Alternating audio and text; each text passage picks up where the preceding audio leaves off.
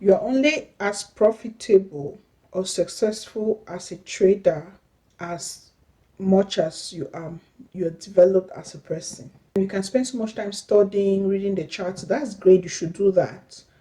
And you can focus on strategy. That's great. You should have a good strategy.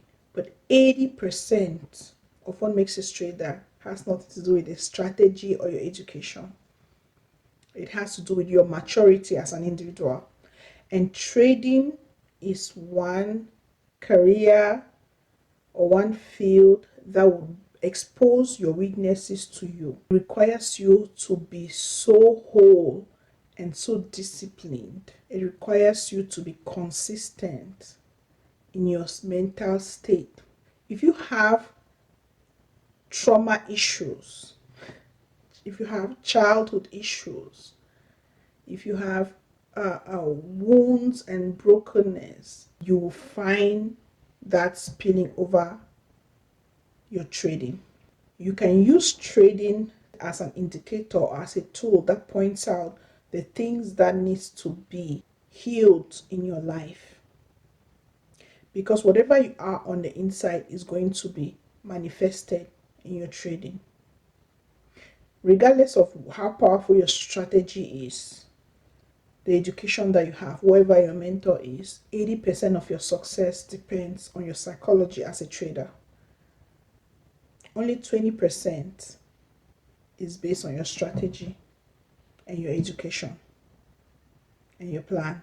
I know part of planning is also part of your psychology, but the more we take time to develop ourselves, our mindset, make sure our minds are right, make sure we understand our identity, and that we have the sound, our minds are sound, we are in a good state, and we are not after greed.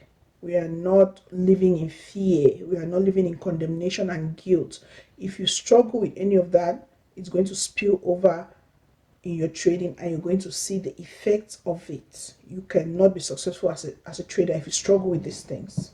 So the more you're developed as an individual, the more successful you become as a trader, because that's what helps you handle a loss, where you can handle a loss and not go for revenge trading, because your identity is wrapped up in that. Because when we revenge trade, it's not just that we want to get back our money. We revenge trade because it's a power struggle. We revenge trade because it's an issue of pride. We revenge trade because our ego is hurt.